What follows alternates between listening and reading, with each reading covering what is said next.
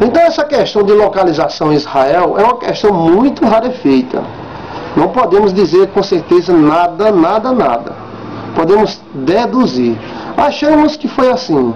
Acreditamos que foi desse jeito. Mas dizer, olha, Jesus sentou nessa pedra aqui. Olha, está aqui até a marca que ele se sentou. Aqui ainda está a marca do sapato dele. Isso não existe. Isso não existe. Bota na sua cabeça.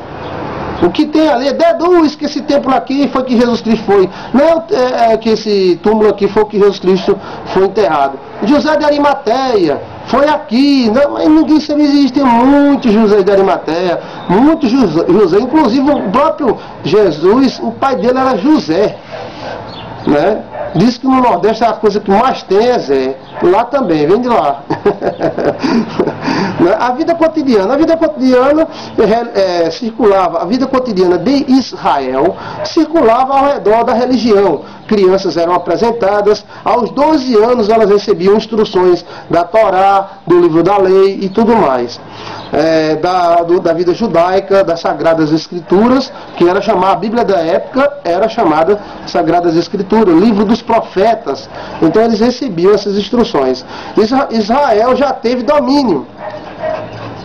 Israel já teve vários domínios, desculpe. Bota aí no seu caderninho, Israel já teve vários domínios. Não somente domínio romano, mas já houve vários cativeiros, um atrás do outro. Estamos falando mais ou menos próximo à vida e à vinda de Jesus, a primeira vinda de Jesus como Messias. Mas Israel já foi dominada por vários povos, babilônicos, persas, assírios e tudo mais. Israel já foi destruída várias vezes. Neemias foi um dos reconstrutores de Israel, né, na época do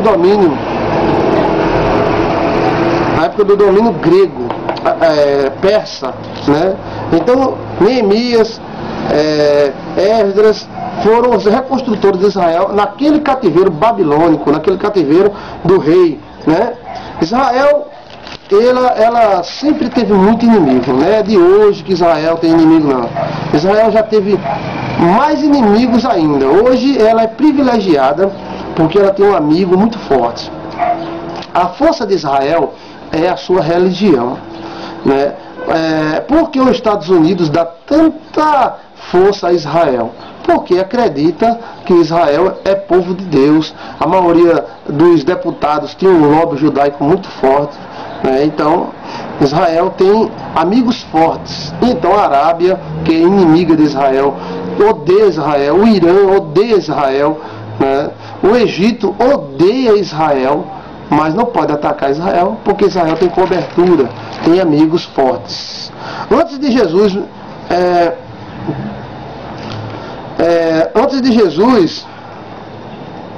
haviam vários profetas que orientavam as pessoas. O próprio João Batista disse que os profetas e a lei foi até o Senhor Jesus. Depois daí, todos fazem menção para ganhar o reino dos céus. Então, antes de Jesus, houveram muitas operações específicas para o povo de Israel. Depois de Jesus Cristo, a expansão do Evangelho foi lançada sobre todos os povos. O clima de Israel na época de Jesus era um clima mais ou menos bom. Hoje, Israel está deserta, muito seco. 70% de Israel é seco demais. Para você ter ideia, aqui no Brasil, um poço artesiano com 30 metros, 40 metros já dá água boa. Um poço artesiano com 50 metros, ele jorra água. Lá em Israel, para uma água boa, é 900, 1000 metros de profundidade. A água lá é muito difícil. E a desertificação chegou na Terra Santa há muito tempo. E parece que cada vez mais Israel vai ficando seca.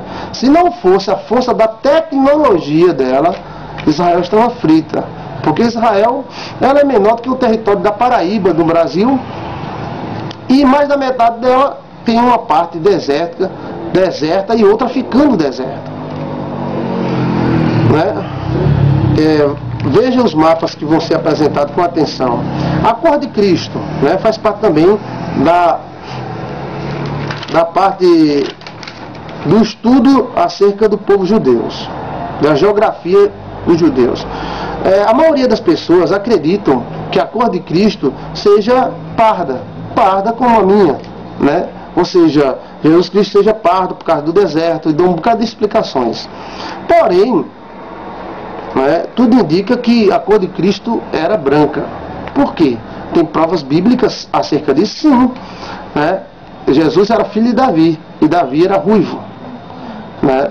A mulher que Davi teve, ela era, né, Iteia, ou seja, também era branca. Como Jesus Cristo é filho de Davi, tudo indica que ele tenha puxado a descendência de Davi, que era branco.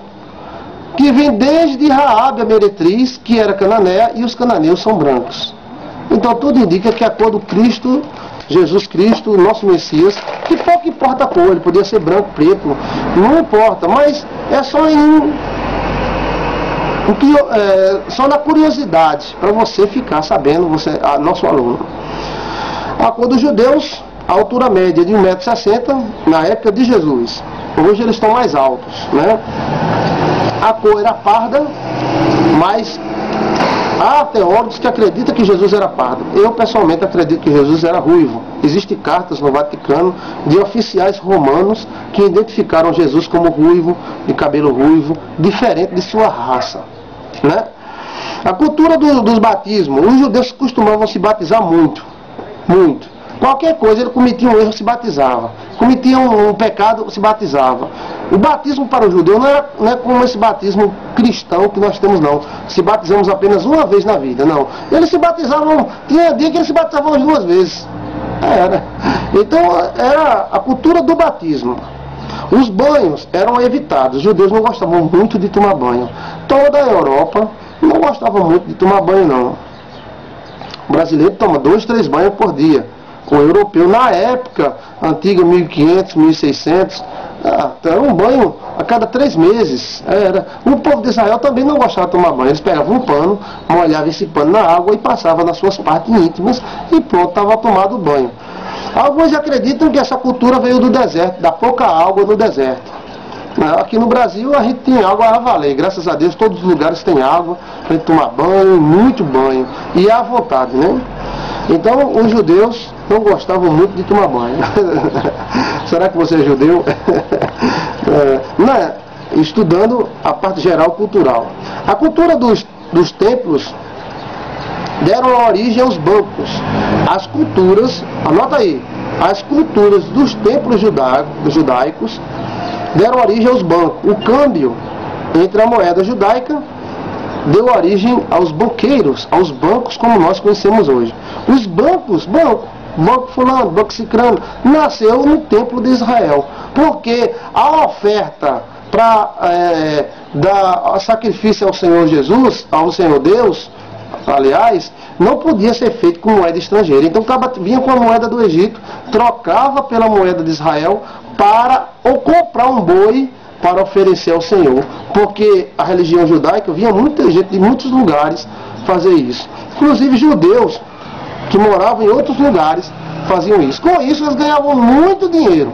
Eles saíam com bolsos cheios de dinheiro.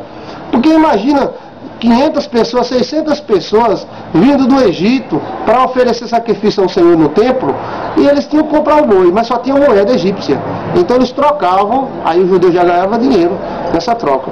Depois ainda comprava o boi.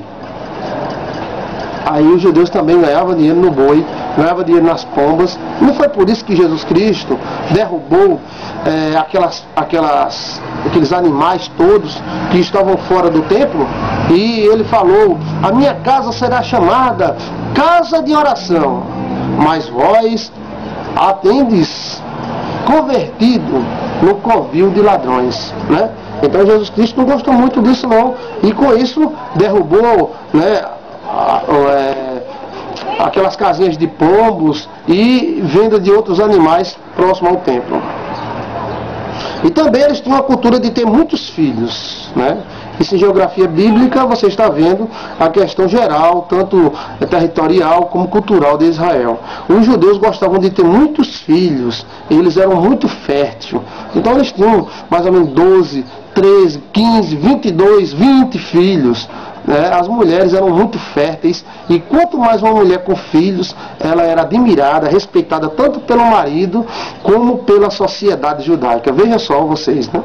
Tem uma mulher que tinha 30 filhos, cada menstruação era um filho, enbuchudava, aí tirava o filho, no outro mês já estava buchuda de novo. E com isso, os judeus conseguiam trabalhadores, segurança, porque a Bíblia diz: quem tem muitos filhos não temerá quando o inimigo bater na sua porta. E o povo de Israel sempre foi fecundo, desde o Egito. Eles fazem muitos filhos e com isso se fortalecem muito, né?